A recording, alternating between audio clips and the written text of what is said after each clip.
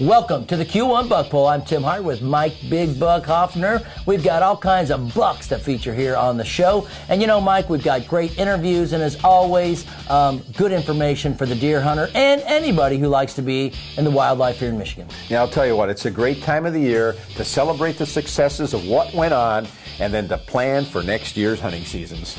Our parties are coming up. You can go online and check those out. January 24th, we'll be at the Eagles Hall in Coldwater. Then January 26th, we'll be at the Hunt and Time Expo. And then it just continues all the way through there to March 2nd at the Soaring Eagle Casino. Bring your friends, bring your neighbors, bring your family, bring your racks so that we can hear some great stories.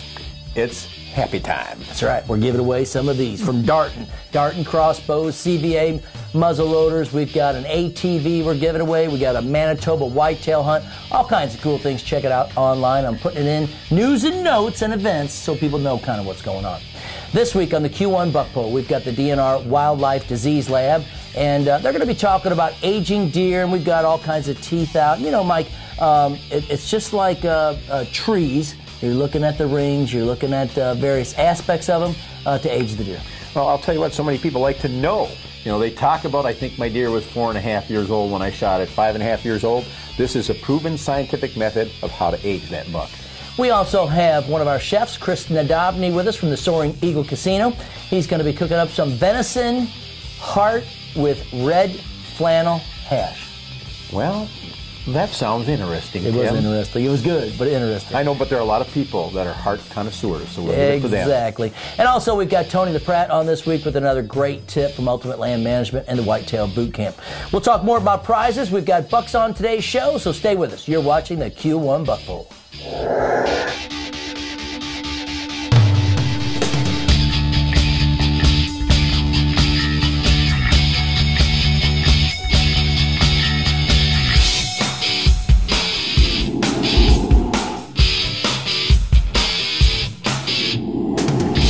The Q1 Buck Poll is sponsored by these participating businesses who support the great outdoors in Michigan.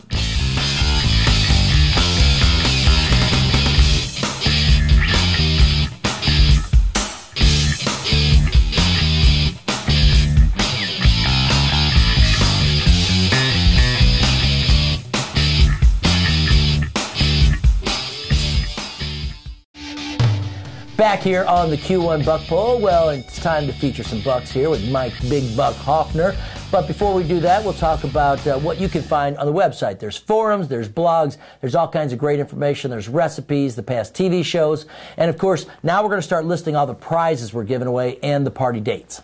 And of course, they're deer. And speaking of deer, let's start out with Rebecca Weisenberger from Chesaning, Michigan with an 8-pointer, the score 44.13. Justin Carley from Hastings, Michigan with a 9-pointer, the score 43 3/4. Mike Christensen from Lapeer brings in an 11-pointer with a score of 43 3/4. And Keith Van Sickles from Sterling, Michigan brings in a 10-pointer, the score 43.5. Okay, so a lot of people out there, they shoot a deer and they're like, that's a 1.5, that's a 2.5, oh, that's a 3.5-year-old buck. We had a chance to talk to Tom Cooley. He's with the DNR's Wildlife Disease Lab at MSU, and we're going to show you exactly how you can age those deer. I'm now talking with Tom Cooley, wildlife biologist at the DNR Wildlife Disease Lab at MSU. Tom, welcome to the show. Thank you. Now, we've talked before about aging deer, and we want to talk a little bit more about that because that's probably, you know, the biggest thing that people want to talk about, other than how big was the rack. The next thing is, how old do you think that deer was? Right. And where do you guys start here? What we look at are the tooth wear and tooth replacement. And when an animal gets a 1.5 years and older, they've got all their permanent teeth. And so then we look at the amount of wear that occurs on them. Depending on where you are in the state, you may get varying degrees of wear on the teeth, but for the most part, it's pretty consistent. As long as there's not a structural anomaly on the jaw, where an old fracture or it's been shot, something that has caused damage on the teeth, the wear is pretty consistent all the way through them. Let's talk about some of the teeth that we have out in front of this. One of the things you talked to me a lot about was the third molar. Why? Right. There's 3 teeth that we concentrate on. It's the third premolar, the first molar, and the last cusp on the last molar. And those are areas that we've looked at, and it's fairly consistent on the wear patterns that we see on those. And for the most part, we can describe characteristics for each age group, and it makes it easier for our personnel, or anybody for that matter, to look at the jaw of the deer that they've harvested and give an age estimate. Now, these are estimates. They're not actual ages. The only way you can get an actual age would be to take a tooth and section it.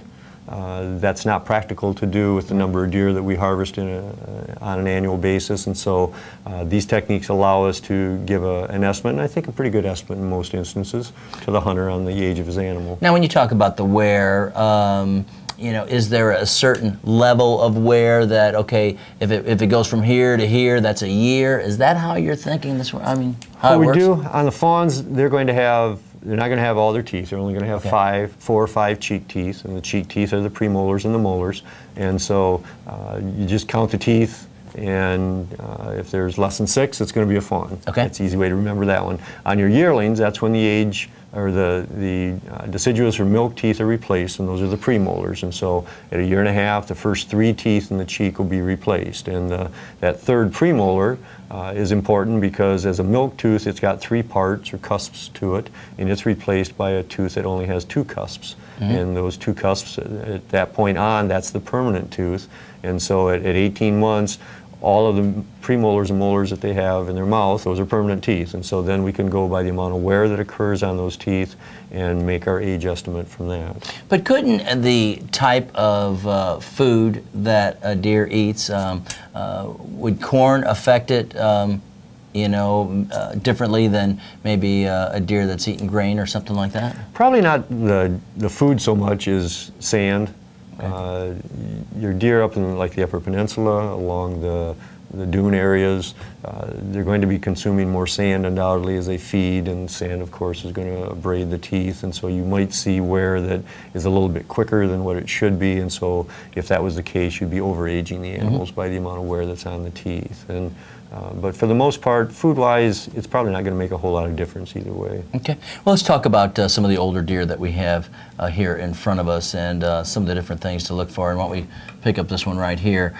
You were talking to me about a little bit of the dentine in... Right. The dentine is the brown part of the tooth that shows through the enamel, or the white part. And the dentine is what we're looking for as far as wear patterns. And what will happen is as the animal ages, you're going to get more and more wear, and so you're going to be seeing more and more dentine. And as the animal gets up into like the 10.5 age class or so, that's where if we have continuous wear, you will see teeth pretty much down at the gum line by the time they get to 10.5. If they've got, again, something structurally that is wrong, you may get abnormal wear patterns, and so you may have an up and down type of wearing on the teeth, where some might be down below the gum line and others are going to be up above it. We've had some that basically the teeth only had little pegs here and there. One that we looked at was 19.5 years old. Wow. And that was one that we did section to confirm it, but she was eating birdseed and more or less just kind of sucking it in, and wasn't really chewing it at all because she didn't have much of any tooth surface to chew out with.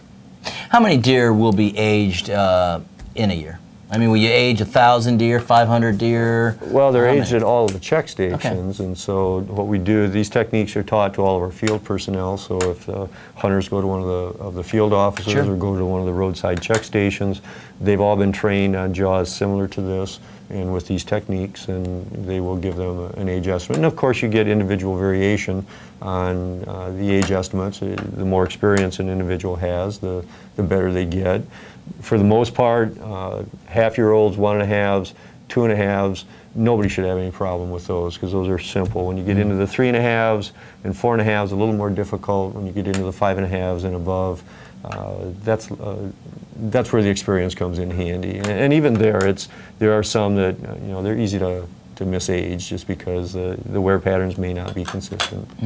Well, really what we're looking for is an older deer with a big rack, and that would suffice everybody, I think. I think so. Tom, thanks for being with us. You bet, Tim. You're watching the Q1 Buck Poll. We've got more coming up after this. We're fortunate to live in the great state of Michigan, with millions of acres of recreational land, 11,000 inland lakes, and for a lot of people, it's a dream come true to own their own piece of property. Today I've got Randy Steck with us. He's a Senior Vice President of Sales and Customer Relations at Greenstone Farm Credit Services. Randy, welcome to the show. Thanks, Tim. Now, Greenstone has been a proud sponsor of the Q1 Buck Poll for a number of years, and you've really helped thousands of Michigan residents own a piece of recreational land. Yes, we have provided financing for thousands of folks across the state, and we are very happy to be part of that dream building process. And Greenstone has a number of outdoor enthusiasts on staff, but you also have locations all over the state too. Yes, our 31 offices are conveniently located to the bulk of the customers that we do business with, and we encourage those folks to stop in and talk to us. We share a lot of the same values and beliefs that the outdoors community has, and many of our staff actually enjoy the same activities. Randy, there's a lot of different programs too, aren't there? Yes, we can provide financing for up to 30 years and a fixed rate of interest for as little as 20% down. Well, Randy, when we were talking outside, you talked about loans as long as 30 years, as little as 20% down. You've got all different types of programs, but what sets Greenstone apart? Really, it's the people that work here at Greenstone and the solutions that we can provide to folks and helping them with their dream purchase. And whether it's, a lot of these customers have not had a lot of experience in purchasing real estate or dealing with a lender, so we can walk them through that process and really provide a lot of value, expertise and advice to help folks through that process. And if I want to learn more and get more information? You can check us out on the web, give us a call, or stop by any one of our 31 offices throughout the state of Michigan. And he talks about the 31 offices. That's 31 locations where you can register your buck or doe in the Q1 Buck Poll. They can take care of you. Randy, thanks for being with us. You're welcome. All right, Randy Steck's been with us from Greenstone Farm Credit Services. I'm Tim Hart, and you're watching the Q1 Buck Poll. Sauteed venison heart with red flannel hash. It doesn't sound maybe like something I would want to try, but I know there are a lot of people that are into eating heart. I tried it, and it was very good. And you liked it? I liked it, exactly right. Well, how do you get there? Well, first you got to kill a deer. And right here we got Big Buck Hoffner with this week's featured deer. Here we go. Let's start out with Dennis Moore from 6 Lakes, bringing in an 8-pointer. The score was 43.38. April Malloy from Clifford, Michigan, with a 10-pointer. The score 43.25. And Edie Need from Sterling, Michigan, with a 10-pointer. The score 43.25. Up next, our executive chef, Chris Nadobny from the Soaring Eagle Casino. We're at the Soaring Eagle Casino with the executive chef, Chris Nadobny. Chris, welcome to the Buck Poll. Thank you, Tim. Nice seeing you again. Oh, I tell you what, every time I'm here, we're always cooking up something special. And today, I don't think I've ever had anything like we're going to make today. What is it? Very good. We are going to do a venison heart and red flannel hash. Venison heart is a great piece of meat. It's an underutilized piece of meat, and you don't see it often on either TV shows, magazines, or other people doing it, so I thought it would be an interesting tweak to doing something during the middle of the deer season. What's the first step in breaking this down? First thing we're going to do is we're going to take all this fat on the outside, trim that off. And really, there's not much there. There's not much there. It's not very palatable. You're not going to want to eat it. It's almost like eating a tallow. You get a kind of the mouthfeel of that. And what we'll do is we'll find the chambers of that heart, and we'll start breaking it apart by the chamber. All you do is, it's like following the seams. So we're going to break that apart. See how that comes apart just like that? Yep. We're going to keep breaking that down. We're going to find that. We got our one right there. We're going to find that other chamber. Cut right down into it. And just keep following it. It'll come apart just like a puzzle. And it's really much simpler than what people might think, because once you are starting to cut there, you can really Once you start breaking into the chambers, you can just follow the seams on that. And then what we're going to do is we're going to trim off all of this silver skin, all this fat. It's not palatable. You don't want to eat it. It'll, a lot of times you get complaints about venison being tough or heart being tough. Part of that process is, just like every other piece of venison, it's a lean piece of meat. You want to age it. I age mine 38 degrees, 7 to 10 days in my refrigerator, keeping it moist the whole time, make sure it's not drying out. It helps make it a tender piece of meat. Trimming all of this internal and external sinew off the top of it also assists in that. So we're just going to take it, trim it out. And as far as the outside, all we're going to do, we're going to fillet it just like you would a fish. Okay. It's that easy. Take it, run your knife parallel to your cutting board. So really what we're creating is really fat. thin pieces of meat here. Thin fillets, if you will. Okay. Yep, right there.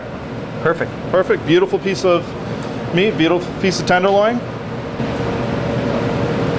And then when you take a heart like this, basically you're just, you know, separating it out and putting it in the fridge or the freezer or something One like of the that. big things you want to do is, after you get done cleaning your deer, you want to bring that heart into the house, and you're going to want to flush out all of the ventricles, the chambers, because blood clots, you take a deer through the lungs, the heart, there's going to be blood clots in there. You want to wash that out. That'll lend an off gamey flavor, if you will, to that venison. So you want to make sure you rinse that very well, get all those blood clots off, then thoroughly dry it. Moisture is not your friend as you're aging this. It helps create bacteria, it promotes bacterial growth. So you want to make sure you rinse it out very well, then you want to make sure that you dry it well before you age it. Okay. And there you go. 3-4 minutes of quick trimming, you're ready to go. Now all we'll do is we'll cut this up into about 1/4 inch cubes. That'll end up going into our hash.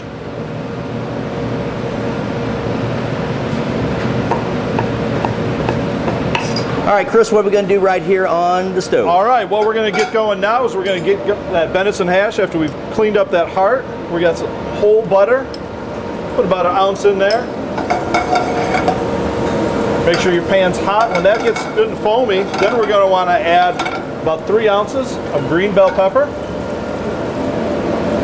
about 3 ounces of Spanish onion. We're going to season those. And we're going to saute those till they're just translucent, probably about a minute, minute and a half. We're going to add 4 ounces of blanched russet potato, 2 ounces of turnip rutabaga, root vegetable of your choice, 2 ounces of roasted red beet. I like to roast my red beets before I put them in there. It concentrates the sugars, caramelizes them a little bit, gives them a bunch of additional flavor. So what we want to do, we've got about a cup of water. To that we're going to add about a teaspoon of vinegar. Vinegar helps set the proteins so you don't have a runny egg all over the place, so egg white set. So we're going to add that to our water. The water is at barely a simmer. You don't want to boil it. That boiling action will break up your eggs and you'll end up with watery scrambled eggs, if you will. So we've added a little bit of vinegar to that. We're going to crack our egg very gingerly into there.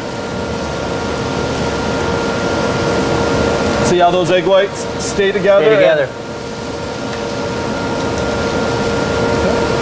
Those will take about 3 to 4 minutes. Any more than that, you know, with this dish, you'd like, you know, if you like your egg yolks a little bit softer, 3 to 4 minutes, and when you break it open, you almost have an additional sauce right to that product. Okay. All right, so we've been caramelizing for about 3 minutes or so. Yeah, caramelizing these root vegetables about 3 to 4 minutes. We're getting a good crust formed on one side. We've got our eggs going right now. So what we're going to do now is we're going to get this venison cooking in a separate pan. We want to make sure we keep this about medium to medium rare. You start overcooking it and it becomes tough and chewy, and that's sometimes you get those gamey off flavors. Very important. So kind of quick to the point. Very now, quick is that, to the point. Is that pan totally ready to roll? This is ready to roll. We're going to get some butter in there. It's going to get foamy real quick. We're going to add our venison, saute it real quick, add it to our hash, finish this dish. We got a little bit of brown to that. We're going to add our venison. So we're going to season it real well. Everything needs to be seasoned. And what are you seasoning with? Just some salt? A little bit of salt and fresh cracked black pepper.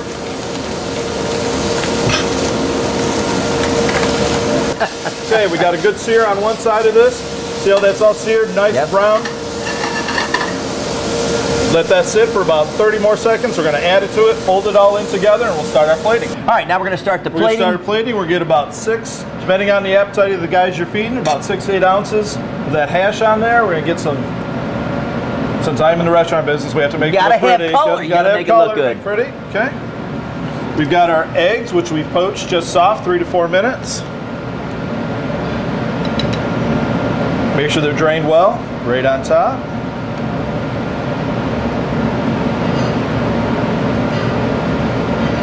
Looking good, man, looking good. Beautiful. We've got a little bit of whole grass mustard hollandaise, which you can find right in the recipe, right over top. Yep, once again, want to make sure we look nice for a restaurant. A little bit of chopped parsley, a little bit more color. And there we go. We've got you know, it's like an artist at work here, isn't it? We've got a venison heart and red flannel hash. Great winter dish, great way to utilize the underutilized muscle.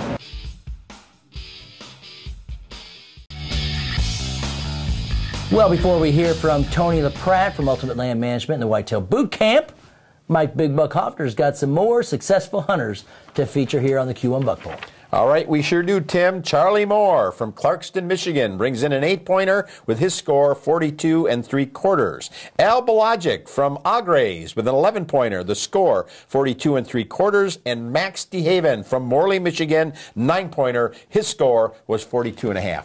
Well, you know, Mike, as we take a look at those bucks, one of the trends that we've seen this year, and that is from mid-Michigan on up, we've seen a lot more deer this year in the Q1 Buck Poll, but the big deer are still coming from the southern part of the state. Yeah, I know. EHD did have a factor in some of this year, but I, too, have been very surprised with the amount and quality of deer that have been brought in. Here's Tony LaPratt from Ultimate Land Management and Whitetail Boot Camp with his tips for this week. Let me give you a tip for the guys that hunt this state land. What you need to do is spend more time getting back into the woods. You need to figure out your routes. Get back in deep to these swamps. This public land holds big bucks, but most guys are trying to get out of their vehicle and walk in 100 yards. That ain't gonna happen. You need to get back in deep. The rewards are unbelievable. Here's what you need to be looking for. Clear cuts that are done in the last 3 years or any logging practices. Now in the 3rd year, you got maximum growth, maximum browse, and it's enough to hide deer, and they will be in there thick. The other thing, you want to be getting into big swamps. Go back in farther than the other guys. And any swamp that has an island is automatically a hot spot for me because these big bucks will climb up on them. So be checking out these type of places this fall when you're hunting, and you'll see more deer. Great tips from Tony LaPratt, and his Whitetail Boot Camp can be booked right now. You know, a lot of landowners need to get tips. They've got land, but they want to kind of create and manipulate a habitat. Well, his boot camp is perfect. Yeah, I'll tell you what, Tony was ahead of his time because these are things that he had conversations with us many years ago before we got into the whole food plot business and planning our strategies. For Mike Big Buck Hoffner, I'm Tim Hart. Thanks for watching this week's edition of the Q1 Buck Poll. Remember, whenever you're out in the woods, be safe. I just fill in the gaps, buddy, when you... 62! He's 62! No, 59 1/2.